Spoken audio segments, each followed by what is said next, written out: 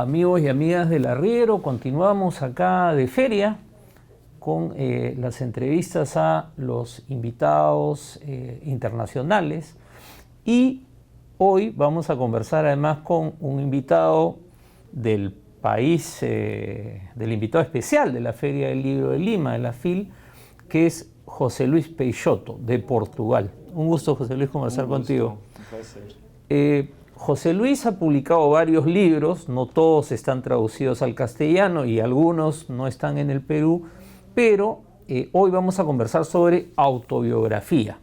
Este libro que sí lo pueden encontrar en la feria y en todas las librerías está. Y además no solo ha escrito novelas, sino también tiene libros sobre viajes y un estupendo libro que se está presentando también, o ya está en la feria también, que es Dentro del Secreto, un viaje por Corea del Norte, un lugar al que mucha gente no ha ido y seguramente nunca irá. Pero vamos a conversar sobre autobiografía, José Luis. Y de frente, la primera pregunta sobre autobiografía es, José Saramago es un personaje notable de la literatura portuguesa, ¿no? Su premio Nobel lo catapultó, digamos, para hacerlo conocido mundialmente. Y tú tuviste una relación con él, ¿no? ¿Es esa relación la que te llevó a inspirarte y a hacer esta autobiografía? Sin duda, esa relación hizo con que la idea inicial para la novela, que fue escribir una novela con Saramago como personaje central, ganara toda esa importancia y ganara toda esa dimensión que me llevó a escribirla. En realidad, desde hace unos años, para mí, una de las maneras como elijo escribir una novela o un libro pasa mucho por ponerme dentro de un problema y después intentar salir de él. Y para mí, en el momento mismo, cuando pensé en escribir una novela con Saramago como personaje, eso fue un problema.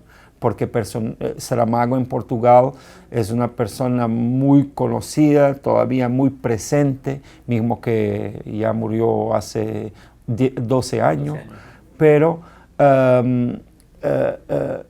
retratar la persona Saramago como personaje de una novela era un problema.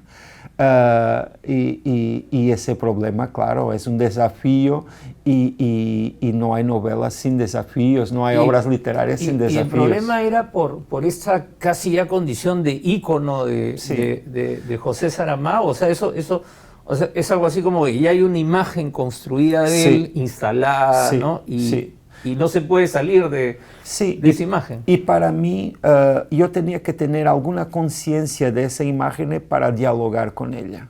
Porque, por supuesto, que no me interesaba hacer una representación directa de esa imagen colectiva, que además es una imagen compleja, no es una imagen única, pero existe algunos aspectos que se puede considerar que son compartidos por mucha gente con respecto a la imagen que tienen de Saramago. Y, por supuesto, yo aquí en la novela, para añadirle humanidad, sería importante muchas veces mostrar el otro lado. También porque la literatura es eso que hace. Muchas veces tenemos una visión, pero hay que mirar del otro lado también. Y la opción de decidir que la historia que ibas a contar era el encargo, el esfuerzo, el proceso de hacer una biografía de Saramago, ¿no terminaba siendo una ruta todavía más compleja? No estoy hablando todavía del personaje José, sino tú como autor, digamos. Sí.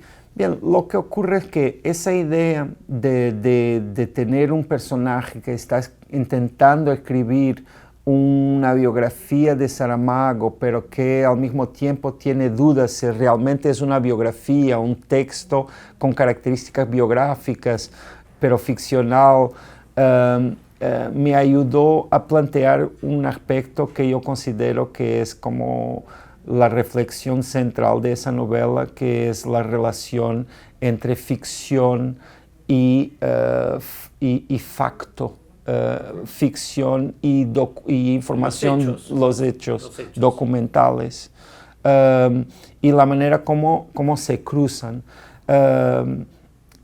Porque esa es una cuestión que existe desde siempre, ¿no? Con Claro, las novelas.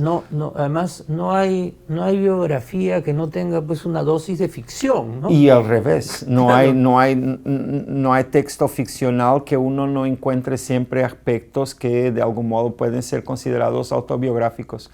Y yo personalmente creo que es lo que ocurre en la vida de todos nosotros. Mismo la mirada que tenemos con respecto al mundo siempre es una mirada con dimensiones factuales y con dimensiones ficcionales. Muchas veces nosotros no nos damos cuenta de cuánta ficción tenemos en nuestras miradas y en la manera como interpretamos el mundo. Claro, y además incluso, ya no estoy pensando en las biografías ni en tu novela en particular, sino las autobiografías, los libros de memorias. Sí. Finalmente, quien las escribe está dándonos está construyendo un personaje. Claro. Así como tú cuando haces tu novela, es uno mismo que se construye, que borra ciertos capítulos, que ensalza otros y que cuando falta le agrega. Y es lo que ocurre con nuestra memoria mismo. O sea, cuando pensamos en nuestra propia historia o mismo la historia de otros, siempre añadimos elementos que son puentes entre aspectos que no conocemos. Y muchas veces esas puentes son ficciones, no nos damos realmente cuenta porque nos parece muy claro que es así, pero muchas veces estamos solamente especulando. Claro, y nos autoconvencemos de que eso es la Claro, verdad, que, claro. eso es que nos lleva a otro campo. Y ¿no? además la memoria lleva también la erosión, los traumas, las cosas el olvido, ¿no? Hay mucho ahí que contribuye para una visión también como una construcción narrativa de nuestra propia historia. Y cuando tú escribes la novela, ¿cuánto de José Luis, vamos a decir así, está en el personaje José? ¿No? Mucho. Hay mucho, pero yo no voy a trazar fronteras porque yo mismo... Te voy a pedir que confieses tus secretos. Y yo mismo no sería capaz. Hay aspectos así muy importantes que sí puedo bien distinguir las fronteras, pero de un modo más detallado, las fronteras son muy imprecisas. O sea, en algún momento yo fui ese personaje, pero la idea es que todos nosotros fuimos ese personaje, porque ese es también el milagro de la escritura y de la lectura, es que nos encontramos en el otro.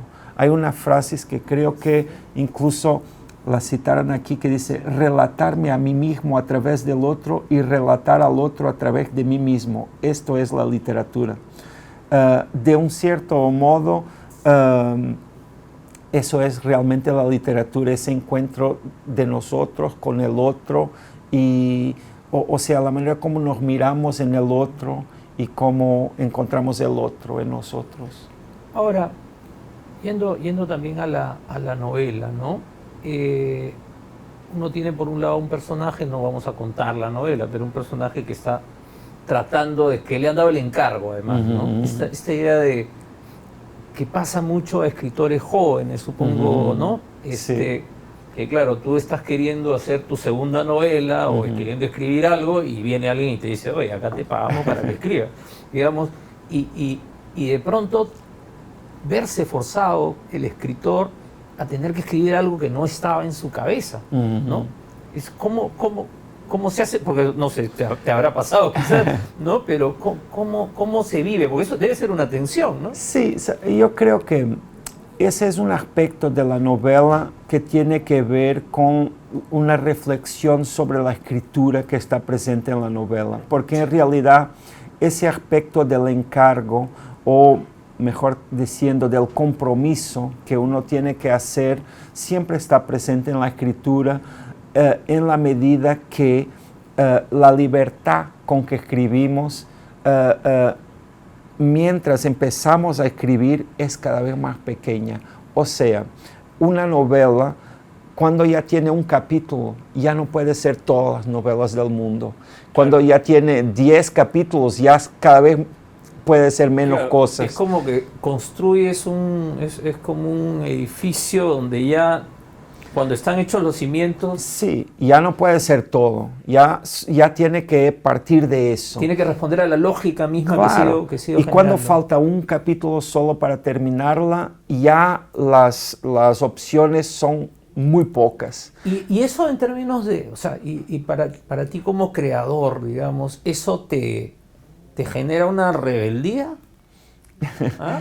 Bien, Me parece, ¿eh? Claro, a veces es un poco claustrofóbico, pero una vez más me parece que se puede comparar esa realidad con la vida misma. O sea, también muchas veces nosotros llevamos nuestra vida y cuando llegamos a determinado punto ya no tenemos todas las opciones, porque ya caminamos hacia ese punto y también nos constituye y nuestra historia ya no va a empezar desde el cero. Y eso es una circunstancia de la vida. Eso no significa que no tenemos muchas opciones y que no podemos cambiar nuestro rumbo, pero tenemos que tener en consideración también de dónde venimos. Muchas veces esa consideración ni siquiera es una opción, o sea, nosotros no podemos hacer de otra manera porque miramos la vida y el mundo desde la experiencia que tuvimos. Ahora, algo que me decía una escritora peruana, Joana Polarolo, que ha escrito relato breve, poesía, novela. Ella me decía, en relación a los temas que trabajaba, yo quizás siempre he estado escribiendo sobre el mismo tema, pero salto de un género a otro, ¿no? Que es como un ejercicio también de libertad y de experimentación. ¿A ti te ha pasado también un poco esa lógica de decir ya novela tras novela, entonces estás en esta lógica de estructura? Sí. Estaba pensando de nuevo en términos arquitectónicos, puedes terminar construyendo un montón de edificios muy parecidos, ¿no? Sí, muchas veces personalmente yo cuando estoy escribiendo un determinado texto, muchas veces me parece que va a ser distinto de todo de lo que ya escribí. Pero después, cuando me voy aproximando del fin, lo voy mirando un poco mejor y me doy cuenta de todos los vínculos que tiene con lo que ya escribí. Y personalmente siento que es realmente una cuestión de lo que puedo escribir. O sea, yo tengo que admitir que no puedo escribir sobre todo. No tengo capacidad para escribir sobre todos los temas del mundo. Hay un número limitado de temas con respecto a los cuales siento que puedo decir alguna cosa en la que creo y que sea nueva y que tenga esa ambición enorme de añadir algo a toda la tradición literaria que ya... Claro, que ya existe. Que es enorme. Sí. Porque además también tienes esos escritores que construyen una suerte de universo casi hasta de ciudad o de pueblo o de territorio, y ahí discurren todas sus novelas y bueno, sí. ¿no? Sí. Esa no ha sido tu opción, digamos. No, pero yo tengo realmente, aquí en Perú tengo un libro que se llama Nadie nos mira, que salió me parece en 2017, y que es un libro que hace parte de un grupo de novelas y de textos que tengo que habla de mi región natal, que es una región rural de Portugal llamada Alentejo. Y realmente también tengo un poco esa dimensión, pero no exclusiva, o sea... es una vocación casi de Dios creador, digamos, ¿no? Sí, te pone en esa posición, pero al mismo tiempo, en mi caso personal, los textos que escribí ubicados en esa región tienen la comodidad de venir de un punto al cual yo accedo con una cierta facilidad, que es mi niñez y mi juventud, y que es como una fuente que está ahí siempre, donde puedo ir a buscar personajes. A escarbar y escarbar. Sí, digamos, claro, ¿no? y episodios. Y volviendo a Saramago, el personaje del libro, ya, ¿no? Que es el otro personaje, porque está José, que tiene el encargo. Y ese personaje de Saramago, que claro, a mí se me hace como que es un personaje que está jugando, ¿no? No sé, una suerte de titiritero, ¿no? No sé si, pero entonces me llamaba la atención en relación a esto que decíamos de, claro, qué difícil es escribir un libro donde el personaje es alguien que ya tiene pues hay una mirada tan fuerte sobre él, ¿no? ¿Cómo así tú optaste por esta ruta, digamos, ¿no? Parece que es muy lúdico el personaje. Sí, y la manera... Bien, con respecto a Saramago mismo, yo podría abordarlo de distintas maneras, porque Saramago ha sido una persona múltiple con impactos muy importantes en la sociedad portuguesa con respecto a sus posiciones políticas, a sus posiciones, a distintas maneras e intervenciones que ha tenido. Pero en esa novela yo opté por ponerlo principalmente como escritor. Y en ese ámbito necesitaba también de una novela realmente literaria, con juego literario, para retratar el escritor.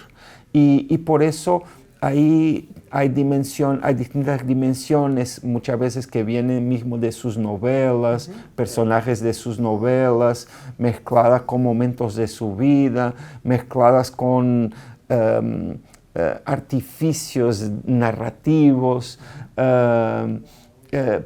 para después crear algunas reflexiones que son realmente reflexiones que existen en la literatura desde siempre y que, por supuesto, no se quedan definitivamente respondidas en esa novela. Pero un poco lo bajas del pedestal, ¿no? Ese ha sido tenía que hacerlo porque...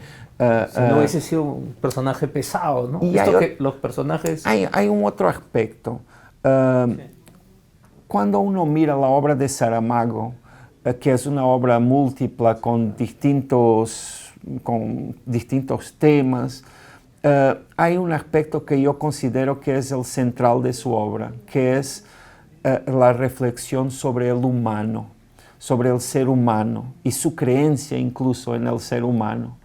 Y pienso que sería muy poco interesante quitarle su dimensión humana, porque además, por supuesto, Saramago era un ser humano, era una persona. Y por eso, como los humanos todos, hay que ponerle ahí elementos muchas veces paradoxales, conflictuosos, o sea, es bueno y es malo, es una cosa y otra cosa.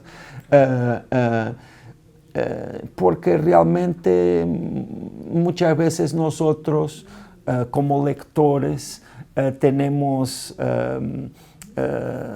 esa tentación de deshumanizar el autor, porque realmente cuando leemos el texto, el autor está presente pero de una manera muy lejana, porque está presente como narrador y como voz, pero como una voz muy trabajada, que no es la voz. Cuando comparamos esa voz con la voz de nuestros pensamientos o nuestra oralidad, siempre perdimos con esa voz tan perfecta del autor. Pero eso es un artificio, no es... Pero en el libro hay un momento en que uno hasta dice, ¿y ahora quién está hablando? Sí. Hay un momento en que uno siente que alguien ha tomado el control de... ¿no? Sí, porque después... hay también esa propuesta que mezcla todo y que ya no tenemos tan claro quién es quién, pero eso es Porque hay una situación borgiana, diríamos, Sí, en sí, un momento de la novela, sí, ¿no? es verdad. O sea, Hoy en día es muy común que se invoque a Borges sí. por todo y por nada, pero realmente tengo que decir que sí. Hay ahí algunos momentos que nos recuerdan lo que Borges hizo. Y que también tiene mucho que ver con Saramago, una vez más, porque Saramago escribió bastante sobre la idea de doble, tiene varias novelas con ese tema del doble. Y, y, y así es, o sea, muchas veces el doble también nos permite ganar un poco de relevo se dice, ¿no? Sí. Y porque, por supuesto, una novela es como un símbolo, es como un intento de sugerir algo que es siempre más grande y más complejo. Y aquí en ese caso muchas veces esa sugerencia está hecha de paradojas, está hecha de aspectos que son y no son al mismo tiempo. Ahora, una pregunta, porque como tú has dicho hace un momento, hay también todo un tema con el lenguaje en la novela, incluso con estos párrafos tachados, digamos, ¿no? Que lo vemos ya, otros autores también lo están usando, y que claro, el lector dice, bueno, ¿por qué me dejó esto acá, no? ¿Está o no está? O las notas a pie, ¿no? Porque Sí, claro, en una claro. novela uno no espera las notas a pie, no Sí, salvo sí, que sean sí. las notas de Claro, una claro. edición comentada, pero tú juegas con eso también, Sí, ¿no? sí, sí, sí. Pero la idea ahí es que la novela pueden ser varias versiones en una misma novela. Podemos tener varias versiones o ventanas que se abren. Supongo que de alguna manera de la imagen de cómo la novela no es perfecta, o sea, de cómo lo que está ahí y que muchas veces se presenta en una novela convencional como la única versión, en realidad no es la única versión posible. Y en realidad ese discurso que está ahí como si estuviera en la piedra, con mucha facilidad podría ser otro. O sea... Perdón que te interrumpa. ¿Tú corriges mucho cuando escribes? Porque Mucho, eso es lo que se me ha venido a la cabeza. Sí, ¿no? mucho. Pero de algún modo también es una manera de decir que el autor es frágil. El autor no es un dios, como hablábamos antes. Claro. El autor está ahí en esa posición que casi es inhumana en un cierto aspecto, pero en la realidad, cuando lo miramos desde cerca, es muy humano y tiene todas las debilidades y todo. Y todas las dudas, supongo. Claro, ¿no? Porque todas claro, las yo dudas. imagino que cuando hay el ejercicio de la corrección, primero del propio autor y después, bueno, ya toda la relación con los editores, que debe ser más compleja todavía, es bueno, esto se queda, esto se va. Sí. ¿No? Sí. ¿Cómo lo procesas tú? O sea, o haces como el personaje que echa una moneda, digamos. Yo creo que tenemos que tener mucha comprensión hacia nosotros mismos, porque escribir una novela es tomar una gran cantidad de decisiones y uno intenta tomar la decisión más correcta, pero unas serán mejores que otras y después, cuando uno está ahí delante de la novela terminada, como decía antes, casi parece que esa era la única posibilidad, pero no era la única posibilidad. Y desde el punto de vista de quien escribe, cuando está delante del texto inacabado, puede ser un poco angustiante. ¿Y te ha pasado que cuando ya has terminado de escribir y ha pasado el tiempo y te has releído, has dicho, acá había cosas que haría distintas? Sí, ya me pasó muchas veces, incluso con esa novela. Ajá. Pero no voy a decir las cuáles, me voy a quedar con ellas porque Y yo, como decía antes, tenemos que comprender que en ese momento la decisión era esa. Claro, uno no es el mismo además, ¿no? Sí, Ya sí. 5 años después, 4 años después ya... Claro, claro. Yo personalmente hasta el momento nunca he reescrito libros anteriores. No sé si en el futuro lo haré o no, pero hasta el momento siempre me quedé con esa idea de que en ese momento esa era mi idea. Y tengo que ser comprensivo con quién fue en el pasado. Muy bien, José Luis, te quiero dar las gracias por la conversación. Ha sido un placer conversar contigo. Acabas de llegar además, así que debes estar un poco cansado. Amigos y amigas del Arriero, ha sido José Luis Peixoto, con quien hemos conversado sobre autobiografía, un libro delicioso que yo se los recomiendo. Vale la pena leer y disfrutar de los personajes de esa novela, que además están muy bien construidos. A mí me gustó mucho eso, no hemos entrado en ese tema. Y también, como acaba de salir acá, recomendarles este libro, que es una crónica de viaje a Corea del Norte, Dentro del Secreto, que es un título muy bueno. Y como me decía José Luis, la foto del libro es suya, está estupenda, y hay otras fotos también en el libro. Eso ha sido todo por hoy, amigos, y nos seguimos viendo con estos especiales de la FIL. Chao.